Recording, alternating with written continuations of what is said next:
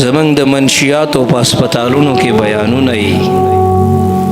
زما بل ورځ په پېښور کې په یو هسپتال کې بیانو د 18 کالو یو نوجوان مور راوستو هسپتال کې داخله و مشره ښځه وه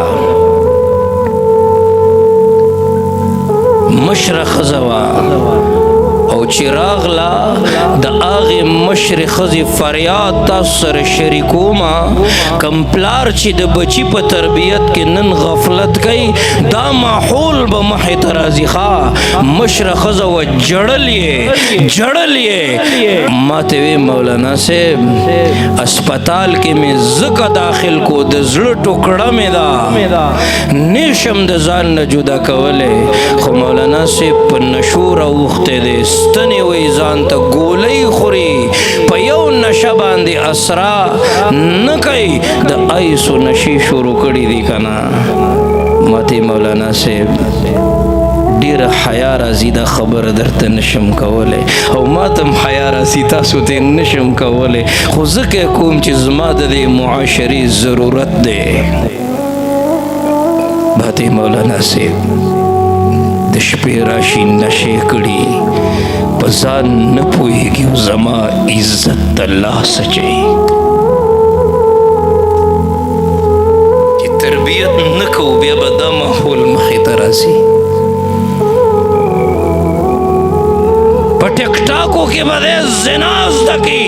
فحاشي به زده کي بدنظري به زده کي ناچګانې به زده کي د پردی خور او لور سره به خبرې زده کي پردی عزت لوټ کول به زده کي غلط ریلیشن به زده کي غلط ماحول به زده کي د مور او پلار نافرمانی به زده کي نافرمانی به زده کي بغاوت به زده کي بربادېدل به زده کي نشې به زده کي فحاشي به زده کي عریانی به زده کي که نه بېدیني به زده کي راوله مدرسې ته چې ما درلته د محمد رسول الله صلی الله علیه وسلم غلام جوړ نه کا بیا وایا مولانا صاحب ستا ما سره وفا نشته دی چې ما ورته د مور او پلار خدمتونه ونه ښودل مورې که ستا د قدمونو لاندې د جنت ونه لټاو که د پلار په رضا کې د الله رضا ونه لټوله بیا وایا مولانا صاحب ستا خو ما سره وفا نشته ما ورته شعور ونه ښودو ما ورته د محمد رسول الله اخلاق ونه ښودل ما ورته د ابوبکر صدیق صداقت ونه ښودلو ما ورته د حضرت عمر عدالت ونه ښودلو ما ورته د حضرت عثمان سخاوت ونه ښودلو ما ورته د حضرت علی شجاعت ونه ښودلو